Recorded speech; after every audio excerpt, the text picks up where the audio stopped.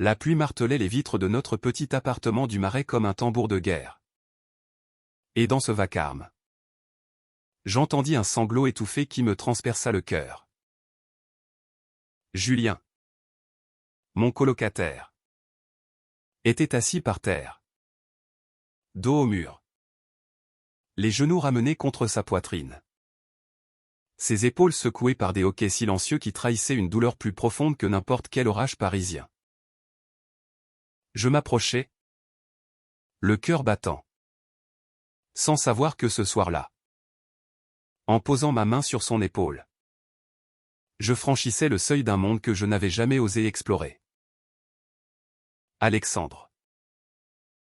J'ai besoin de ton aide, murmura-t-il enfin, levant vers moi des yeux rougis où se mêlaient la peur et une lueur d'espoir fragile. Ces mots, prononcés d'une voix brisée, n'étaient pas seulement une demande d'assistance pour ses examens, ils étaient un appel au secours, un pont jeté vers l'inconnu qui allait remodeler mon âme.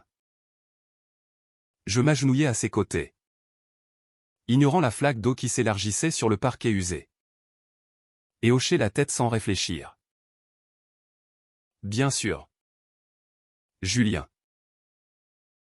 On commence demain. Mais au fond de moi, une étincelle s'allumait déjà. Une curiosité mêlée d'effroi. Car aider ce jeune homme magnifique, avec son accent chantant du Maroc et son sourire qui illuminait les jours gris, allait me révéler des vérités que j'avais enterrées sous des couches de certitudes hétérosexuelles. Les jours suivants se muèrent en une routine intense, presque sacrée. Notre appartement, niché dans une ruelle étroite du quartier historique de Paris, devint un sanctuaire d'études frénétiques. Julien, 23 ans, fraîchement arrivé de Casablanca pour poursuivre ses études en littérature à la Sorbonne, luttait contre un visa étudiant précaire qui menaçait de le renvoyer chez lui. Dans une famille conservatrice où son secret ou son orientation sexuelle était un fardeau qu'il portait seul depuis l'adolescence. Il était grand, athlétique, avec une peau olive qui contrastait avec les murs crème de notre salon. Et ses yeux noirs, profonds comme les soupes de Marrakech, semblaient toujours cacher une tempête intérieure. Moi, Alexandre, 22 ans. Natif de Lyon mais parisien d'adoption depuis 2 ans. Étudiais l'architecture à l'école des Beaux-Arts. J'étais ce qu'on appelle un garçon normal, cheveux châtains mi-longs. Un corps mince forgé par des randonnées solitaires en banlieue. Et une vie sociale faite de bière avec des amis hétéros et de flirts éphémères avec des filles que je n'appelais jamais 2 fois. Aider Julien n'était au début qu'un geste de solidarité. Une façon de me sentir utile dans cette ville impitoyable qui broyait les rêves des immigrants comme lui. Chaque soir, après nos cours, nous nous installions à la table en bois patiné, entourés de piles de livres jaunis et de tasses de thé à la menthe que Julien préparait avec un rituel presque religieux, importé de son enfance. C'est comme au bled, disait-il en versant l'eau bouillante. Un sourire timide aux lèvres. Ses explications sur les poètes français Baudelaire. Rimbaud prenait une tournure personnelle, comme s'il lisait entre les lignes de sa propre vie. Regarde, Alexandre. Dans Le bateau ivre, Rimbaud parle de dérive, de voyage sans retour. C'est moi. Ça. J'ai fui pour être libre. Mais la liberté a un prix. Je l'écoutais, fasciné, mes crayons esquissant distraitement des plans d'immeubles qui ressemblaient de plus en plus à des prisons ouvertes. Au fil des sessions, nos genoux se frôlaient sous la table.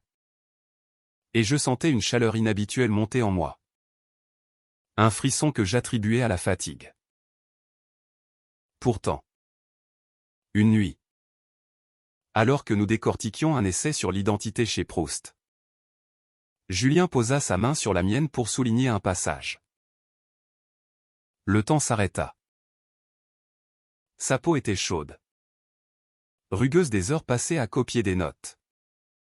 Et dans ce contact fugace, je vis dans ses yeux une question muette, et toi?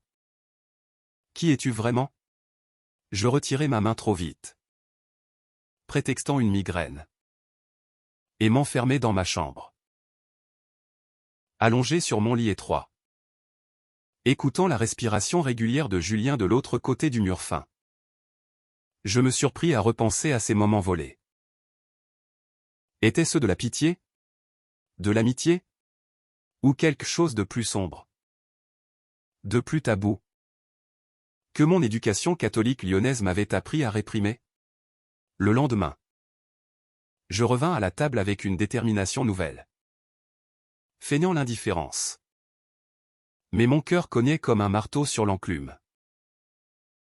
La kermesse universitaire approchait. Un événement annuel où les étudiants de la Sorbonne et des Beaux-Arts se mélangeaient dans un chaos festif sous les platanes des quais de Seine.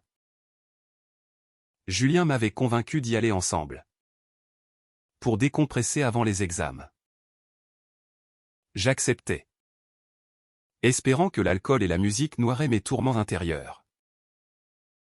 La soirée fut un tourbillon, rire forcé, verre de vin rouge qui coulait à flots, et décor dansant sous les guirlandes lumineuses.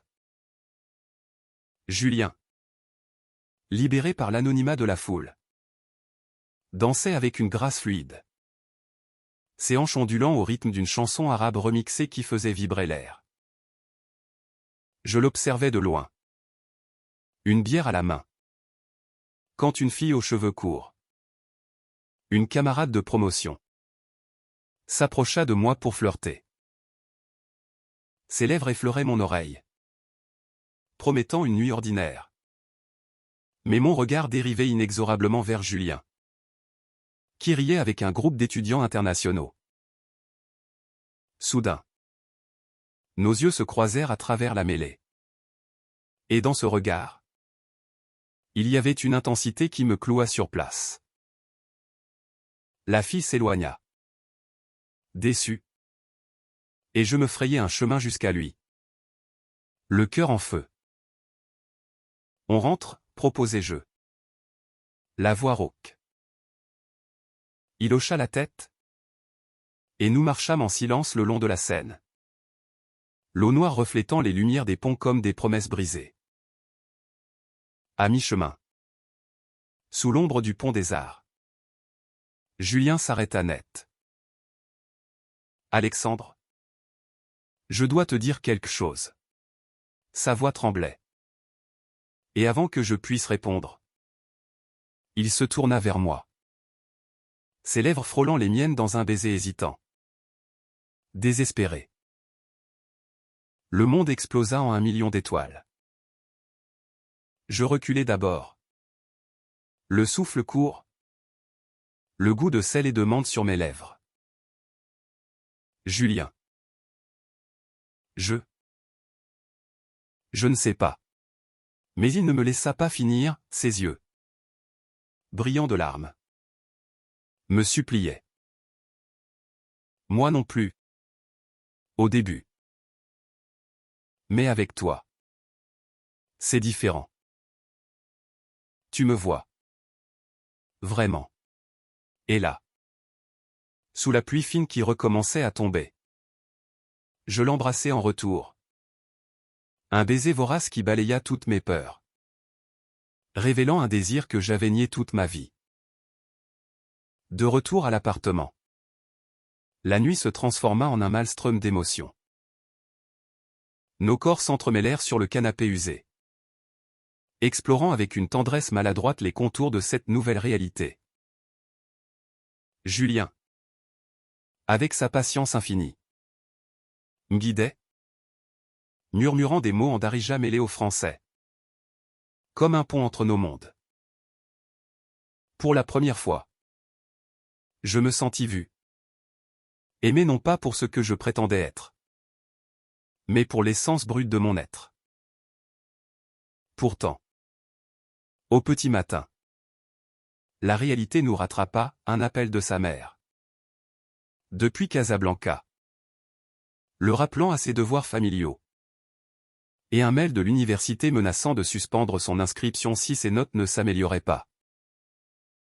Les semaines suivantes furent un tourbillon de joie volée et de tourments cachés. Nos sessions d'études prirent une teinte érotique. Nos doigts s'entrelçant sur les pages. Nos rires se muant en gémissements étouffés dans l'ombre de minuit. Mais Paris, cette ville des amours impossibles, nous réservait des épreuves. Un soir, en sortant d'un café du quartier latin, nous fûmes accostés par un groupe de skinheads. Des ombres haineuses vomissant leur homophobie sur les trottoirs mouillés. « Sale pédé » hurlèrent-ils.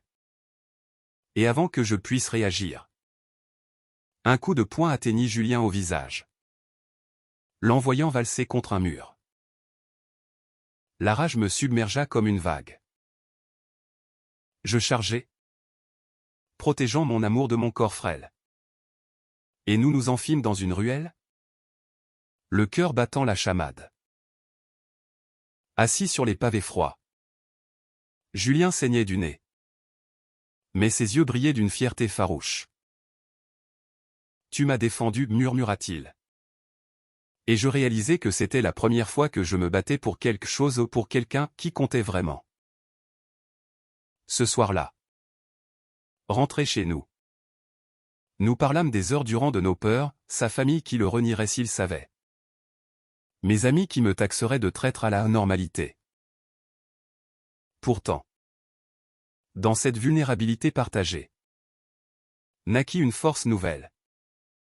Un amour qui défiait les conventions. Le climax arriva plus vite que prévu. Julien rata un examen partiel crucial. Et l'université envoya une lettre formelle, expulsion imminente sans amélioration.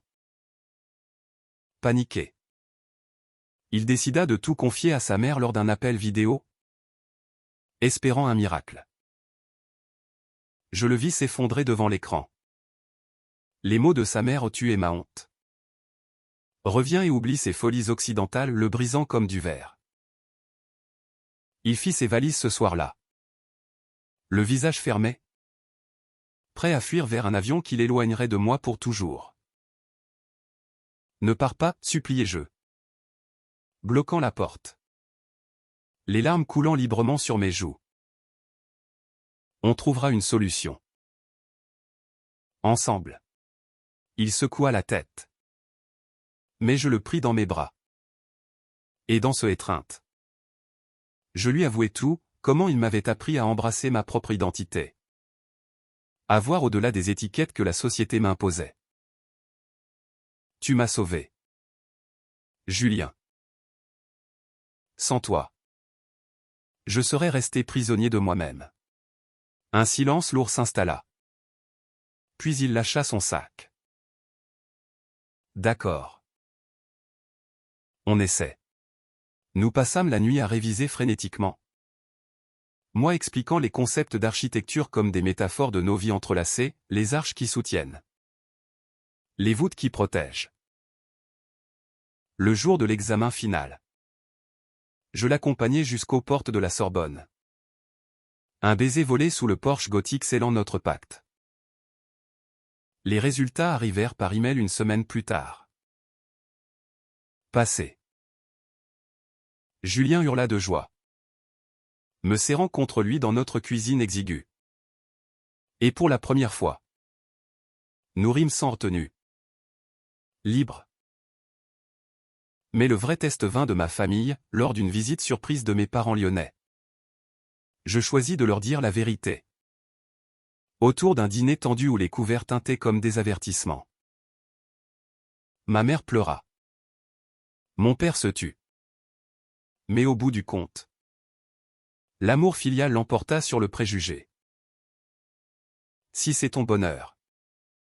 Fiston, murmura mon père, posant une main maladroite sur mon épaule. Aujourd'hui, 1 an plus tard, Julien et moi partageons non seulement un appartement, mais une vie tissée de rêves communs, lui enseignant la littérature marocaine aux étudiants. Moi concevant des espaces inclusifs pour les communautés LGBTQ+ à Paris.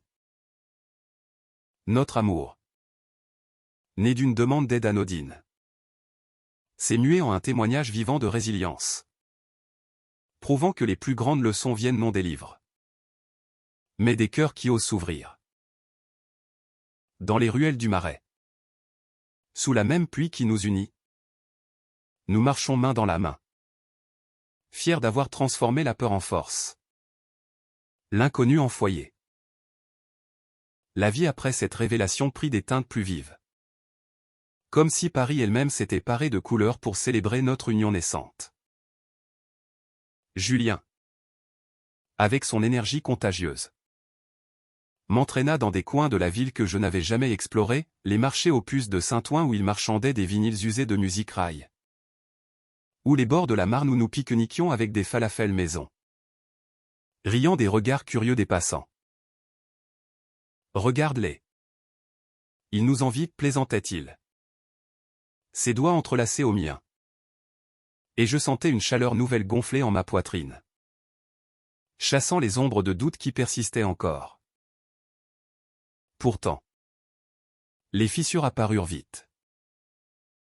Mes amis d'enfance, ceux avec qui j'avais grandi à Lyon, réagirent avec un mélange de stupeur et de rejet voilé.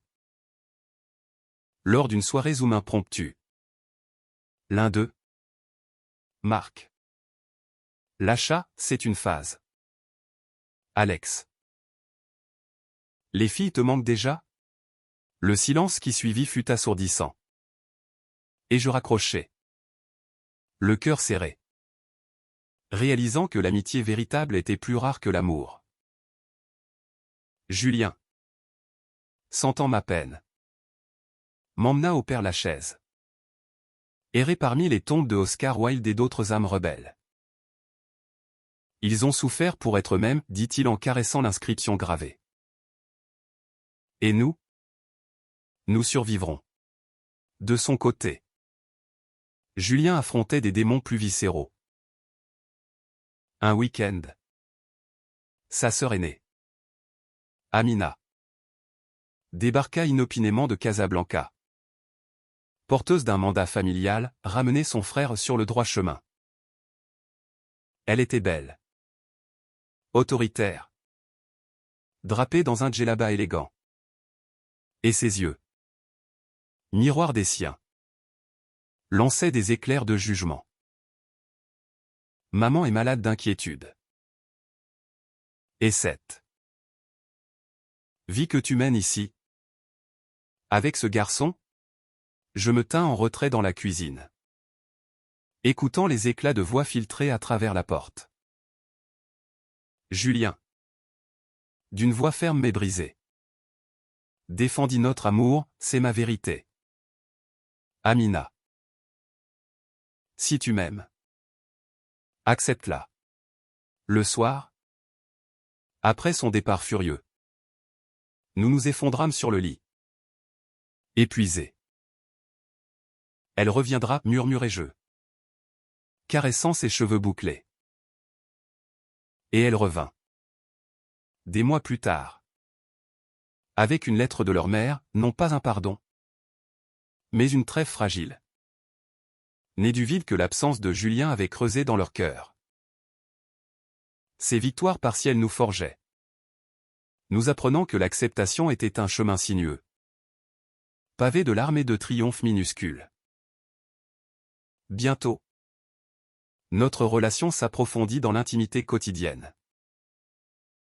Les matins paresseux où Julien me réveillait avec des croissants chauds et un baiser salé, les après-midi où, au lieu d'étudier, nous esquissions des voyages imaginaires sur des cartes froissées en Marrakech pour lui. Les fjords norvégiens pour moi. Un compromis en Andalousie. Mais la passion physique, si enivrante au début, révéla ses vulnérabilités. Une nuit, après une étreinte trop brusque, je me surpris à douter, suis-je vraiment fait pour ça? Julien, nu et vulnérable à mes côtés, ne se fâcha pas. Au contraire, il partagea ses propres insécurités. Ses nuits solitaires au Maroc où il se haïssait pour ses désirs. L'amour, c'est apprendre à se pardonner, dit-il. Et nous pleurâmes ensemble, soudés par cette honnêteté brute. L'été arriva. Torride et oppressant, transformant Paris en fournaise. Pour fuir la chaleur, nous louâmes un Vélib et pédalâmes jusqu'à Versailles. Nos corps luisants de sueur sous le soleil implacable. Là, dans les jardins symétriques, nous parlâmes d'avenir, un appartement plus grand. Peut-être un voyage ensemble. Mais le destin, cruel, intervint. Julien reçut une offre de bourse pour un semestre à Berlin. Une opportunité en or pour sa carrière. Mais qui signifiait 6 mois de séparation. C'est pour nous. À long terme, argumenta-t-il. Mais ses yeux trahissaient la terreur de l'éloignement. Les jours précédant son départ furent un supplice. Nous faisions l'amour avec une urgence désespérée. Comme pour graver chaque caresse dans la mémoire. À l'aéroport. Je le serrai contre moi jusqu'à ce que l'annonce d'embarquement nous sépare. Appelle-moi tous les soirs, murmurai-je. Et il promit. Ses lèvres sur les miennes une dernière fois. La solitude qui suivit fut un vide abyssal. L'appartement. Autrefois vibrant de sa présence. Résonnait d'échos solitaires. Mes études en souffraient, je dessinais des plans chaotiques. Des labyrinthes sans issue. Les appels nocturnes, entrecoupés de grésillements, étaient des bouées, il me racontait les clubs berlinois underground. Les amis queer qui l'accueillaient à bras ouverts. Et moi, je lui décrivais les pluies automnales de Paris. Les pigeons affamés sur les balcons. Mais la distance aiguisait les jalousies, une photo de lui avec un Allemand souriant sur Instagram me rongeait. Et il avoua. Un soir, un baiser ivre lors d'une fête. C'était une erreur, pleura-t-il au téléphone. Tu es mon seul amour. Cette confession, au lieu de briser, nous unit plus fort. Nous instituâmes des rituels, lettres manuscrites envoyées par la poste, playlists partagées sur Spotify, et des promesses chuchotées dans le noir. À son retour, l'aéroport Charles de Gaulle fut une explosion de joie, je l'attendais avec un bouquet de jasmin. Fleur de son enfance. Et notre baiser, indifférent au regard, fut un serment renouvelé. L'hiver enveloppa Paris d'un manteau de givre. Et avec lui vinrent de nouveaux défis. Julien, boosté par Berlin, lança un blog anonyme sur la littérature queer maghrébine, attirant un lectorat fervent mais aussi des trolls haineux. Une nuit, après une vague d'insultes en ligne, traître à ton sang, pédéraste impur, il s'effondra, doutant de sa voix. Je le pris dans mes bras. Et ensemble, nous rédigeâmes une réponse publique, un manifeste d'amour et de résistance. Publié sous nos vrais noms. Les soutiens affluèrent. De la communauté LGBTQ+ parisienne aux intellectuels marocains en exil. Transformant notre peur en mouvement. Parallèlement, mon propre coming out s'approfondit. À l'école des beaux-arts, je présentais un projet, un centre communautaire pour migrants queer. Inspiré par Julien. Les profs, d'abord sceptiques, furent émus par la passion dans mes maquettes. Et le projet remporta un prix, me valant des invitations à des conférences. Tu brilles, me dit Julien un soir, lors d'un dîner aux chandelles dans notre salon. Et c'était vrai, pour la première fois. Je me sentais aligné. Mon corps et mon esprit en harmonie. Mais le destin testa encore notre lien. Une opportunité professionnelle m'offrit un stage à Lyon. Chez un cabinet d'architecture renommé. Impliquant un déménagement temporaire. Ironie du sort, c'est moi qui partirai cette fois. Julien. Stoïque en surface. Craqua la veille, et si la distance nous tue? Nous passâmes la nuit à lister nos peurs. À réaffirmer notre engagement. À la gare de Lyon. Sous la verrière immense. Il me glissa une amulette marocaine, pour te protéger. Les 3 mois à Lyon furent doux amers, retrouvailles familiales réconciliées. Mais un vide que seuls ces messages comblaient. De retour à Paris. Notre appartement nous sembla un palais. Nous célébrâmes avec un voyage improvisé à Deauville. Marchant sur la plage normande. Main dans la main. Ignorant les murmures. Là. Sous un ciel étoilé. Julien mit un genou à terre non pour une bague. Mais pour une promesse, mariage ou pas. Je t'épouserai dans mon cœur tous les jours. Les larmes coulèrent. Et notre amour, trempé par la mer, s'ancra plus profondément. Le printemps fleurit. Et avec lui, des projets concrets. Nous adoptons un chat errant. Un matou gris nommé Baudelaire, qui ronronne entre nous comme un gardien de notre bonheur. Julien décroche un poste d'assistant enseignant à la Sorbonne. Et moi, je lance mon propre atelier d'architecture inclusive. Nos vies s'entrelacent, dîner avec des amis queer. Manifestations pour les droits des migrants. Et des nuits où nous lisons à voix haute. Nos voix se mêlant comme des rivières. Pourtant, une ombre plane, la santé de la mère de Julien. Atteinte d'un cancer? Elle l'appelle enfin. La voix faible, viens. Mon fils. J'ai des choses à te dire. Le voyage au Maroc est un saut dans l'inconnu. Je l'accompagne.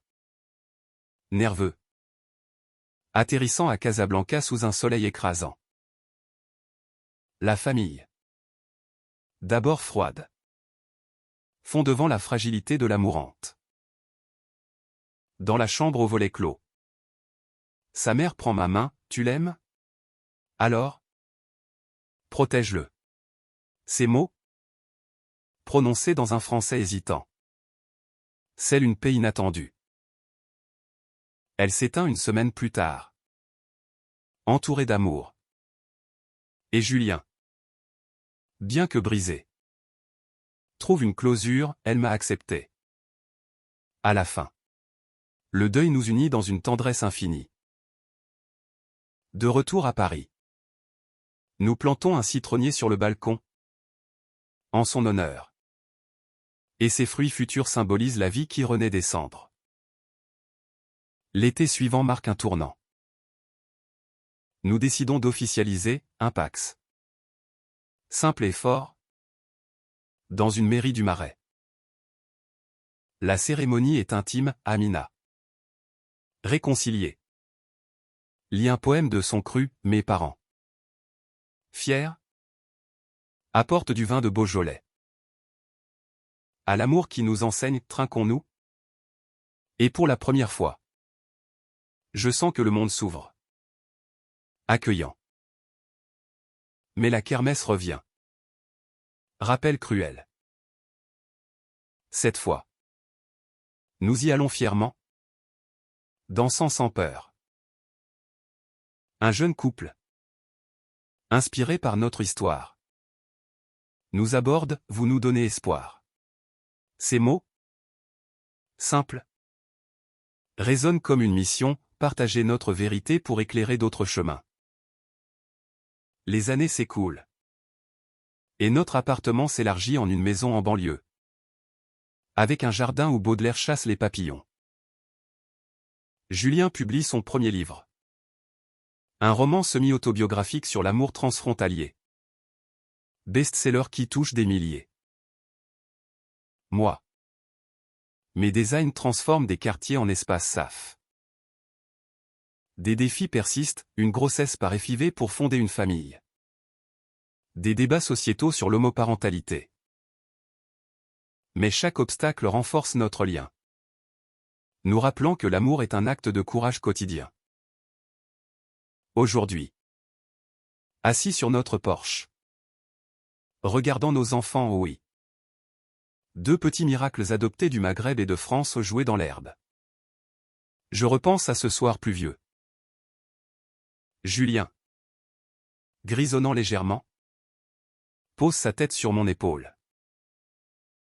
Tu m'as demandé de l'aide pour étudier, murmure-je. Mais c'est toi qui m'as sauvé. Il sourit. Et dans ce sourire, toute une vie, cassée achetine. Larmes, rire, et une humanité profonde qui nous a rendus meilleurs. Notre histoire n'est pas un conte de fées, mais un témoignage, l'amour queer, dans sa fragilité et sa force, enseigne l'empathie, la résilience et la beauté d'être soi. Dans un monde encore divisé, nous choisissons l'unité, prouvant que le vrai foyer est bâti non de briques, mais de cœurs ouverts.